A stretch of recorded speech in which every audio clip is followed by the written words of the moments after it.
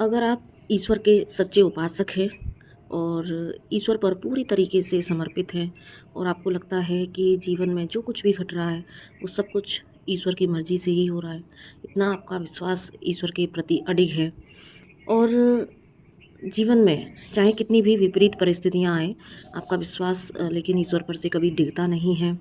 हाँ, ये बात अलग है कि कभी जब जीवन में ऐसी विकट परिस्थिति होती है जो कि कई बार इंसान के हाथ में चीज़ें नहीं रह जाती, तो जब आप पूरी तरीके से अवेकन नहीं हैं, तो अवेयर नहीं हैं, तो फिर ऐसे में भी ऐसा होता है कई बार कि थोड़ा-सा विश्वास इंसान का डगमगाता है। लेकिन कुछ टाइम तक एक ऐसी एनर्जी रह सकती है कि जहाँ पर कि आपको लगे कि नहीं, ईश्वर नहीं है या मैं इतनी पूजा पाठ करता हूँ या करती हूँ, फिर भी मेरे साथ ही क्यों? तो बहुत सारे प्रश्न चिन्ह आपके अंदर उठते भी होंगे। लेकिन ये अनअवेयरनेस की स्टेट में, क्योंकि आपका विश्वास तो है, आप ईश्वर पर पूरी तरह समर्पित भी हैं, फिर भी एक वाही क्वेश्चन आता है। लेकिन ये भी एक बस कुछ ही क्षणों का या कुछ ही दिनों का एक फ़ेज़ होता है। उसके बाद भी अगर आप फिर से ईश्वर के प्रति सरेंडर्ड हो जाते हैं और आपको समझ आ जाता है कि ये क्योंकि अगर सब कुछ ख़त्म भी हो गया या परिस्थिति इतनी भयानक भी है, तो भी मुझे जाना लौट के प्रभु की शरण में ही है। क्योंकि इतने इस फ़ेज़ के बाद में भी अगर आपको लगता है कि यस, चाहे कितना भी कुछ है, लेकिन फिर भी ईश्वर के अलावा और कोई मेरा दूसरा स्थान नहीं है। चाहे कितना भी कुछ ख़राब चीज़ें चल रही हैं, फिर भी मुझे आना यहीं है, यहीं एक शीतल छाँव है, लौट के यहीं जाना है। आपको ये जब एहसास है, यानी कि इस दर्जे की अगर आपकी ईश्वर के प्रति भक्ति है, शिकायत भी उन्हीं से, प्यार भी उन्हीं से और विश्वास भी उन्हीं पर, तो यकीन मानिए सज्जनों कि अगर आप इस कदर ईश्वर को प्रेम करते हैं, तो फिर उसके बाद अगर आपसे ज़िंदगी में कुछ गलत फ़ैसले होते भी हैं, तो आप यहाँ पर बिल्कुल यकीन मानिए कि आप ईश्वर द्वारा चुन लिए गए हैं। क्योंकि अगर आप इस कदर ईश्वर को चाहते हैं और अगर आपसे जीवन में फिर गलत फ़ैसले होते हैं, तो यहाँ पर ईश्वर किस तरीके से काम करते हैं और किस तरीके से उन्होंने आपको चुना है, तो ये हम समझने की कोशिश करते हैं। यही मुझे कुछ चैनल हो रहा था सुबह से आज कि एक्चुअली यहाँ पर एक प्रोसेस स्टार्ट कर दी ईश्वर ने आपके लिए। उन्होंने आपको इस तरीके से चुना कि उनको अब ये वो आपको ये बताना चाहते हैं कि अब आपका समय आ चुका है असेंड होने का। अब आपका समय आ चुका है वो बन जाने का जो आप एक्चुअल में हो। क्योंकि अभी आप जो हो वो आप ऐसे ईश्वर ने नहीं भेजे थे। ईश्वर ने आपको शुद्ध पवित्र रूप में भेजा था। लेकिन हम कैसे बन गए? हम अपने ही कर्माच के द्वारा। हमने जितने भी जन्म लिए तो कितनी सारी शैडोज़ अपने ऊपर हमने लेयर चढ़ाई हैं, कितने हमने कर्माज अपने ऊपर एक गठरी बना के रखी हुई है। तो हम उन्हीं सारी कर्माज का, उन्हीं सारी लेयर्स को ही हम अपनी डेली लाइफ में जो है उन्हीं के बेस पर हमारी चीज़ें चलती हैं, हमारी जीवन यात्रा चलती है। तो अब ईश्वर ने आपको चुन लिया है, वो कहना चाहते हैं कि भाई अब तुम्हारा वक्त आ चुका है कि तुम वो बन जाओ जो मैंने तुम बना के भेजे थे, और अब तुम वापस से मेरे पास आने के लिए रेडी हो जाओ। क्योंकि बहुत कुछ आपने जिस पर्पज़ से उन्होंने आपको धरती पर भेजा था, वो अब पर्पज़ पूरा करने का समय आ चुका है। आपने यहाँ पर कर्मा भी भोग लिए, आपने इस माया का प्रभाव भी देख लिया, और अब आपको वो एक आपके वो कहते हैं ना, आपके एक द्वार को खटखटा रहे हैं कि यस, अब वक्त आ चुका है कि अब आप जाग जाइए और आपको किस पर्पज़ से इस धरती पर भेजा गया है उस पर्पज़ को अब आपको समझना होगा।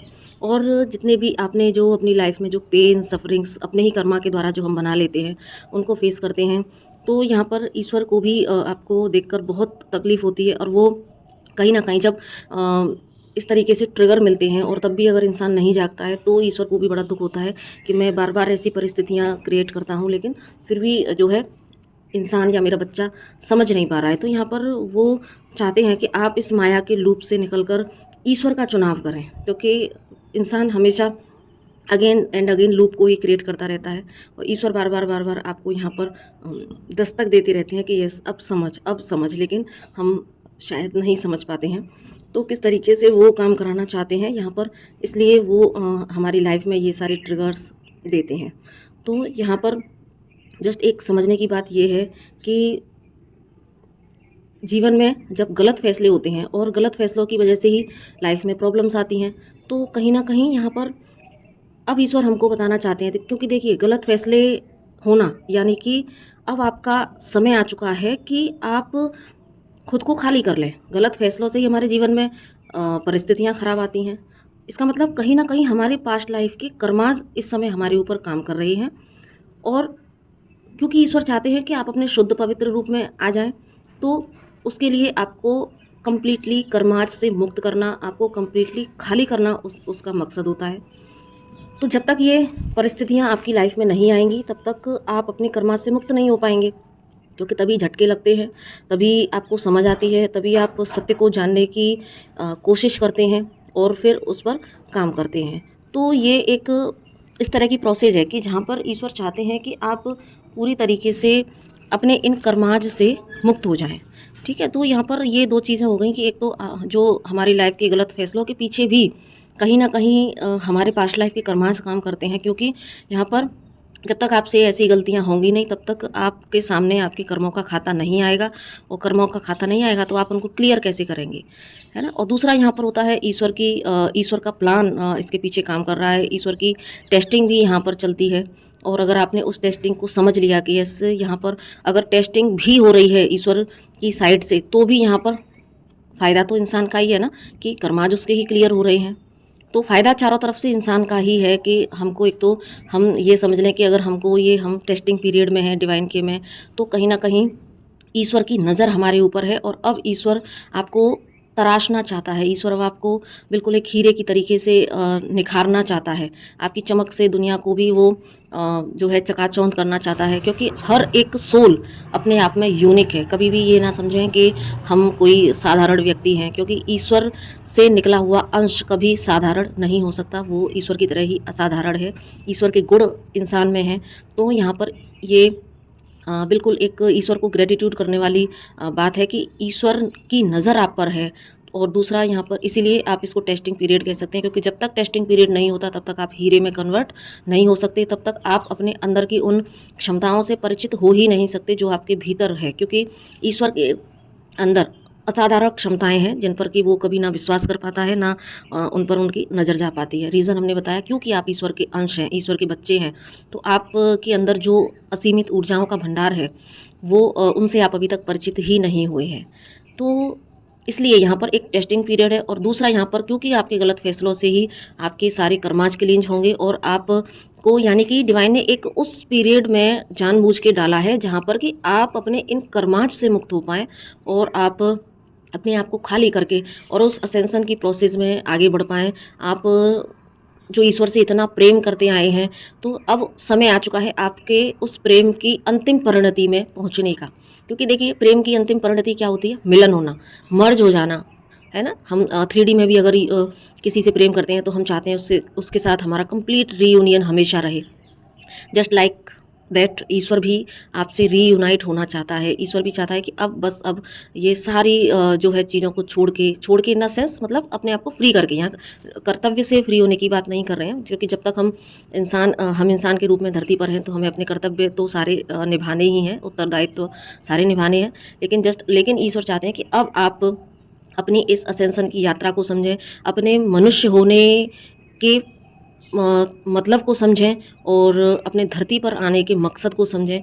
वो ये चाहते हैं, और हमेशा वो चाहते हैं कि आप अब उनको पूरी तरीके से समझ के ईश्वर से अब तक प्रेम करते आए हैं, लेकिन अब वो चाहते हैं कि इस प्रेम की परिणति रीयूनियन में हो, डिवाइन के साथ मर्जिंग में हो। आप हमेशा के लिए डिवाइन में मर्ज हो जाएँ, अपने सारे मकसद को पूरा करते हुए। जस्ट उनका इतना ही यहाँ पर मकसद होता है। तो सज्जनों, अगर कभी आपसे कोई गलत डिसीजन होते हैं, तो बजाय उस पर पछताने के कि अरे मेरे से तो ज़िंदगी में इतने बड़े-बड़े गलत फ़ैसले हुए, या उसकी वजह से मैं अपनी लाइफ में इतनी परेशानी झेल रही हूँ या झेल रहा हूँ।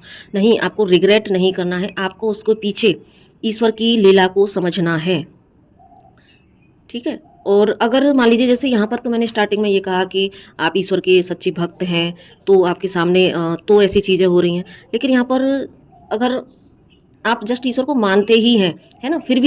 फिर बहुत ज़्यादा ऐसा नहीं है कि आप कोई बड़े-बड़े कर्मकांड कर रहे हैं, पूजा कर रहे हैं, लेकिन आपका ईश्वर पर विश्वास है। आप जानते हैं कि ईश्वर की कोई शक्ति है जो काम कर रही है। तो भी यहाँ पर अगर आपकी लाइफ में इस तरह की सिचुएशंस आती हैं, तो यहाँ पर भी आप समझें कि अब ईश्वर आपको दस्तक दे रहे हैं कि भाई अब जाग जाओ, अब आपका वक़्त आ चुका है, अब आप ईश्वर की लिस्ट में प्रायोरिटी पर आ चुके हैं। कि यस अब आपको अपनी इस असेंशन की यात्रा पर बढ़ना है आगे। तो यही कुछ मैसेज मुझे चैनल हुए सुबह, तो तुरंत ही मैंने रिकॉर्ड कर दिए हैं।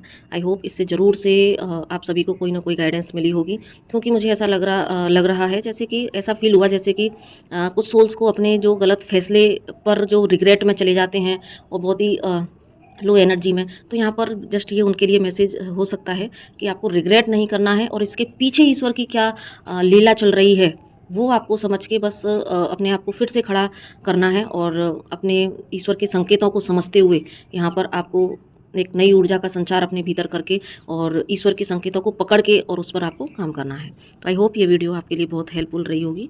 तो अगर रही हो तो प्लीज़ इसको लाइक कीजिएगा और लोगों को शेयर कीजिएगा, और अगर पहली बार आए हैं तो सब्सक्राइब किए हुए बिना नहीं जाइएगा। तो इसी के साथ नमस्ते, राधे राधे।